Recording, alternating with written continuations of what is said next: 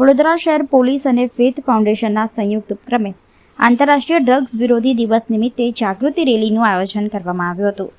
દર વર્ષે 26 જૂનના રોજ સમગ્ર વિશ્વમાં આંતરરાષ્ટ્રીય ડ્રગ્સ વિરોધી દિવસની ઉજવણી કરવામાં આવે છે। તે અનુસંધાને આજે વડોદરા શહેરના કમાટીબાગથી ડ્રગ્સના દૂષણ વિરુદ્ધ જનજાગૃતિ ફેલાવવા માટે વિશાળ અવેરનેસ રેલી યોજાઈ હતી। વડોદરા શહેર પોલીસ કમિશનર નરસિમ્હા કુમારના માર્ગદર્શન હેઠળ તેમજ જોઈન્ટ પોલીસ કમિશનર નિલેશ જાજડિયાની આગેવાનીમાં યોજાયેલી આ રેલીમાં ફેથ ફાઉન્ડેશન સહિત વિવિધ સંસ્થાઓના પ્રતિનિધિત્વો અને નાગરિકો મોટી સંખ્યામાં જોડાયા હતા। રાજ્યમાં ડ્રગ્સના વધતા દૂષણોને નાથવા માટે ATS, SOG અને ANTF સહિતની એજન્સીઓ સતત કામગીરી કરી રહી છે। સાથે જ વડોદરા શહેર પોલીસ દ્વારા પણ ડ્રગ્સ સંબંધિત ગુનાઓ સામે કડક કાર્યવાહી કરવામાં આવી રહી છે। પોલીસ કમિશનર નરસિમ્હા કુમારે શહેરના તમામ પોલીસ સ્ટેશનોને ડ્રગ્સના નેટવર્ક સામે સક્રિય કામગીરી કરવા સૂચના આપી છે। યુવાનોને નશાના દૂષણથી દૂર રાખવા અને ડ્રગ્સ મુક્ત સમાજના નિર્માણ માટે શહેર પોલીસ દ્વારા સતત જાગૃતિ અભિયાન અને કડક અમલવારીના પ્રયાસો હાથ ધરવામાં આવી રહ્યા છે।